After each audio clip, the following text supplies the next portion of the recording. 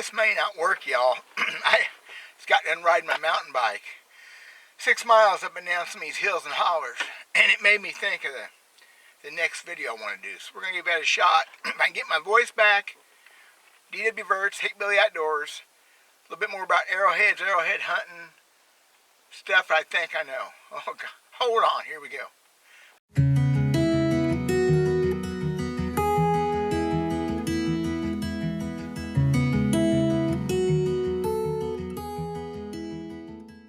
This may not work out. Voice, you get phlegmed up. There's a lot of weed stuff in the air right now. And I just rode 6 miles up and down these hollers, trying to cool down. It's a good ride. But what I was doing, I'm riding these hollers and these hills, places I found artifacts, and it got me thinking about what to do on this next video. So it's a classroom kind of video. I know it's going to be more boring. But if you're going to have a definitive guide to arrowhead hunting, you need to have some basics. So I'm going to do my disclaimer right now. These are the basics as I see them, as I've found over the years, as I've studied what other people have found, if I've talked to archaeologists, I've read a lot of good information on the interweb. But a lot of that information is crossed up because nobody really knows. So that's what we're going to talk about. My poor voice. We're going to talk about several things that pertain to arrowhead artifact hunting. I think it's important. I consider myself a student of the game. This is part of the game.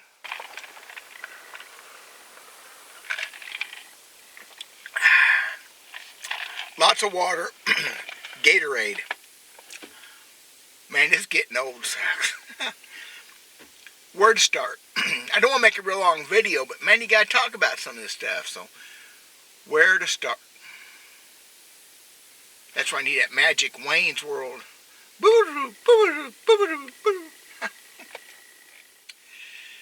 First off, the people themselves. We don't know. A lot of things we don't know. I don't care. Every time some archaeologists come up with a whole set of theories, other archaeologists shoot them down. I think mostly they're all right to a degree. There's no definitive lines about who was here, when they were here, but there are good guidelines to go by. So what we have, when I'm talking arrowhead artifact hunting, I'm talking about ancient man, not necessarily talking about Indians, Native Americans. The way archaeology is defined is in periods, several thousand years at a time mostly.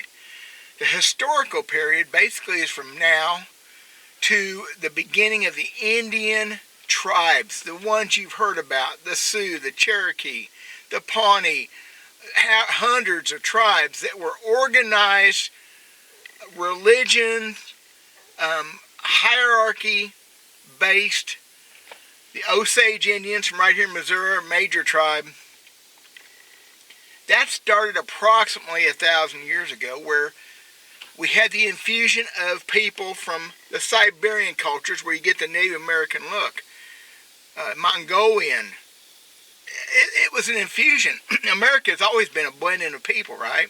Same thing happened with the people who were here before the modern, 600 years or so. What I don't have much in this part of the country, and your part of the country may be different. I'm central Missouri. I'm on the northern edge of the Ozark Plateau. Missouri River is 50 miles that way. Mississippi's close to 200 that way. The plains is that way. The Great West and the beautiful South is that way. And all of it was inhabited. But what I don't have a lot of in this area are artifacts from modern Native American Indians. The bird points.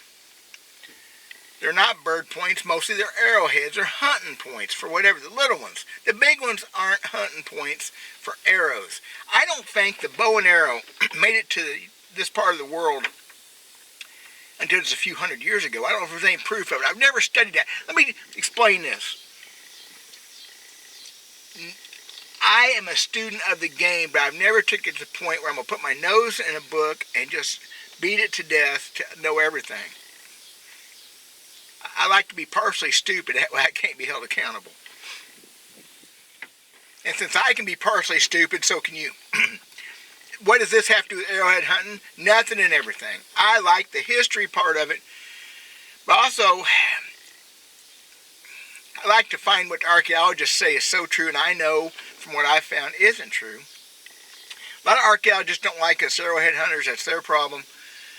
As long as you're not breaking law, you have every right to pick up or dig up a point. Good for you. Do it.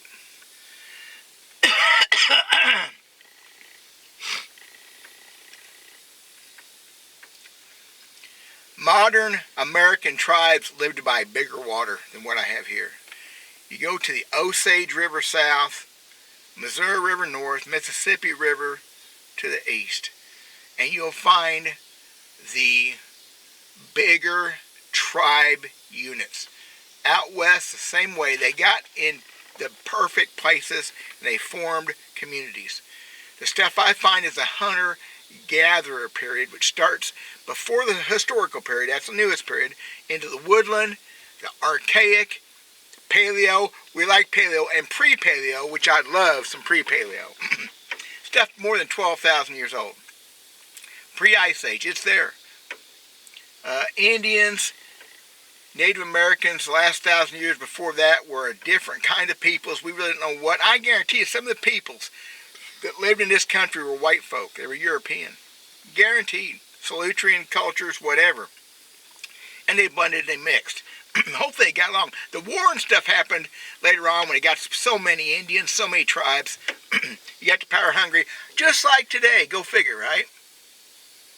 So, to the arrowheads and artifacts themselves.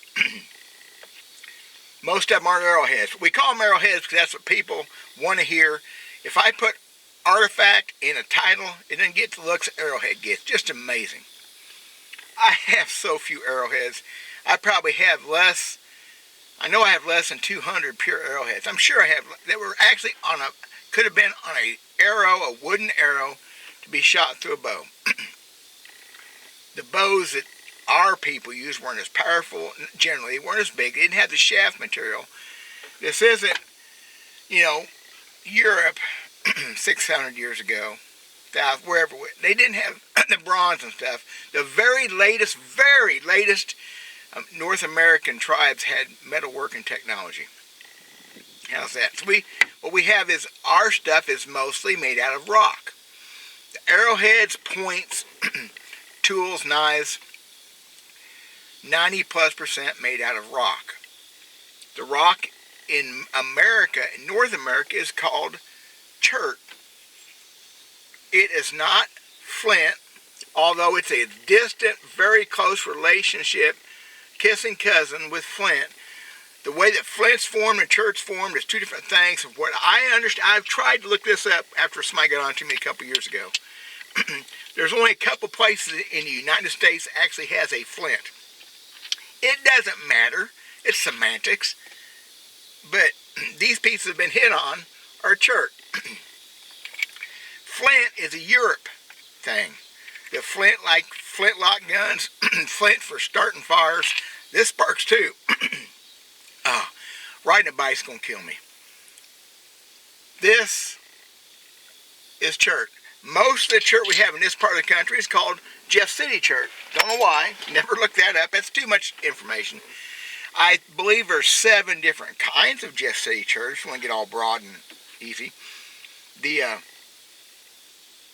We have chert from almost pure white to pure black. The Jeff City has a lot of that stuff's banded. It's really cool stuff. A lot of it. And there's so much of it in this area. It's been farmed out to other places in the country. I see pictures of points from the east and south, not as much west, that is made from our chert. It was farmed out, it was traded, it was fought over maybe. It was probably good barter material, I imagine. The reason you have chert and flint is because it's easily, or semi-easily, knappable. It can be hit on with another rock and shaped. Takes practice, takes willpower.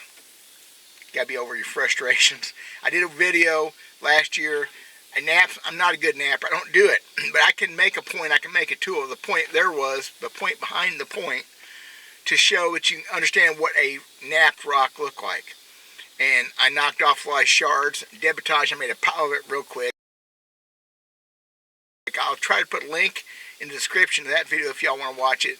Just me messing around, but trying to prove a point about points. I better get back to the point now that I'm thinking about it. We also have here in Missouri, jasper that will nap. I've got a few jasper points. I've never tried to nap that myself. We have Mozartite, which is a Missouri state rock. It's extremely hard chert. I've got some really rough points made out of Mozartite. I don't have anything here in front of me. I should have brought all this with me, but this is impromptu again.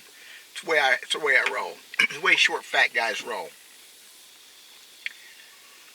Mozartite can be cooked and heat treated, which brings us to another point. What makes a rock nap is the silica content. You think of silica as very fine quartz. Makes the rock harder and more usable, formable. I can look across the field and show you the rocks instantly aren't going to nap. Now I've got some pretty ugly points. I got some pretty cool tools where they napped the rock out to the cortex, which is on some rocks that's a surrounding shell, and they did get some of the cortex to nap a little bit because they had speed of that flake that drove into it. But basically, the silica content of the rock is what makes it nap, and flint and chert are a very fine, fairly dense silica content. Jasper, probably the same. I've never napped jasper. You go to Texas, you got your pedernales. I've had some of that. I bought some of that, or traded some of that at a rock show, at an Arrowhead show once. They have Arrowhead shows, you know. At least around here. Napping stuff. A nap in, they call it. And it napped really good. It reminded me of our Burlington chert. We have a chert called Burlington chert. You can tell Burlington chert most often because it has a lot of fossils in it. Sometimes fossil inclusions all through it. Just wherever layer it comes from. Now, Burlington and chert, regular church, Jeff City church, are a lot like limestone. Limestone does not have the proper silica content. It'll make sharp edges, but they're not strong sharp edges. I had a guy a while back comment, he had a bunch of limestone pieces that had sharp edges that look like tools, but if you go to use them, they'll crumble. Limestone is not strong enough. It fractures easy, but it crumbles easy too, so it's not. It's a fine line between good rock and bad rock. If you watch my videos, you'll see we have chert everywhere. Shiny piece of chert that cuts tires off of vehicles. It's amazing. The chert we have. My shirt's sweaty. I gotta get a drink. Okay, not my most professional video, but it's the way it is. It's the way I am. Can't get a camera angle right. Whatever. We have a lot of different types of points and arrowheads throughout this country. Thousands of different types that can be typed back to the culture that made them. Sometimes they're named after that culture. A lot of times they're named after the people that typed the point according to where it was in the layers, in the scheme of things. We have Smith points and Jones points, you know, named for the region. Now, the deal I'm talking about there is I don't have my book. There are books, a lot of internet information out there on what a point is. A lot of it is up for speculation because there's crossovers, there's reworks, there's rethoughts, and but you have your basic, you know, couple hundred different kinds of points and a lot of variations thereof. One, for instance, around here, in a lot of places in the country, we have the Snyder. The Snyder looks like the ace of spades. It's really cool. You'll see one. If you get one to do it, it's a joy. The Snyder point is just a real identifiable point, and there are a lot of places in the country. A lot of arrowhead hunters take pride in knowing all these points. I guess I used to know a bunch. I had a stroke in 2010. All of a sudden, I'm not as good as I used to be. I look at one, oh, that's a cup. I don't know how I remember that. The Calf Creek I found this spring. It's kind of rare. No doubt what it is right off the bat. It doesn't matter. If it makes you feel good to know all the points, that's awesome. I have points, you can't tell me what they are. We can speculate back and forth. They're hybrids, they're crossovers, rework sometimes, whatever. In our country here, we have a lot of Sedalia, a lot of Etley, a lot of Adinas. The whole Adina culture was fairly thick around here. Just pretty good variation, but probably any given day, if I find a point, it's going to be a Etley, Sedalia. I like the Snyders. The Rices, like I found the other day, we have a lot of, that's actually a newer point, not very fancy. The points were made for what they were made for. A lot of times they were hafted to go on the arrow or go on a stab and stick. I really believe, I never hear about it, I believe these guys were in the creeks, just like you see Tom Hanks doing it with his buddy Winston, stabbing fish. Atlatls were around here, throwing the darts with a bigger lancelet style point. It doesn't matter. It kind of creeps me out how people think they know all this when sometimes the archaeologists themselves can be wrong. It's just fun. It's fun to find a point and look it up and find out that you have a rice side notch or rice lobed, or you find a hair of hay or something like that, a turkey tail, something cool like that. Look that one up. I don't have any. One thing about style of points, though, it also tells you about age. Kinda. For instance, the lancelet points, they are just a frickin' spear with no notch. Okay? Several versions. Some of the oldest points are lancelet. Okay? Way back. And then you have the Sedalia points from 4,000 years ago around here that are big lancelet blades. One thing pretty for sure. Way back, thousands of years ago, they made prettier, nicer made points than they did later. Nobody can really tell me, not really tell me why. Then you get to the last 1,000 years, like the Cahokia culture at St. Louis made extremely fine, intricate little points. Intricate, very nicely made. Ceremonial made to be worshipped, whatever. They weren't, and I really believe some of the women did this, by the way. They have a touch. But it's amazing. Some of the older stuff was prettier and fancier. The rice lobe and the rice side notch we have here is about as plain a point as you can get. Let's make a point, get to work, and don't worry about it after that. Kind of what it feels like. Other things you find as an arrowhead hunter, besides arrowheads and points, if you're lucky. Well, I find a lot of the adze, the hoes, the big digging tools, a lot of those. Once in a while I get lucky and find an axe head or a celt. A lot of times they're made, around here, made out of hematite, a non-magnetic metal. I don't know how they made the stuff. I couldn't take a die grinder and make that metal do what they did, so I don't understand. I'm hesitant to bring up the word effigy. Oh my gosh, that got to be a mess last year. People, there's more than one kind of effigy. An effigy to me would be, I've got an otter about that long. It's broken, but it's definitely an otter. It's made out of jasper, very nice, 3 legs on it, part of the neck and the tail, and black, and it's an otter effigy. It was made to look like an otter, beautiful. Those are rare, but they're around. But another effigy people think they see as pictures in rocks. I'm not going to go there because obviously they believe, I don't see it, maybe I'm not artistic enough. If you see pictures in rocks, you think, man, did that wonderful. I'm not, why fight about it? Man, people got mad at me last year because I couldn't see those things. My brain just don't wrap around that. But it did happen. It'd be more like a sculpture to me. Effigies are awesome, very rare. I've never found one except digging. I've got a few pieces and things. The effigies I've seen and people I know have, there's no doubt. It's an animal, it's a critter, whatever. And awesome, cool. The other thing you'll find, nutting stones that for pestles and mortars, for grinding corn, grinding acorns.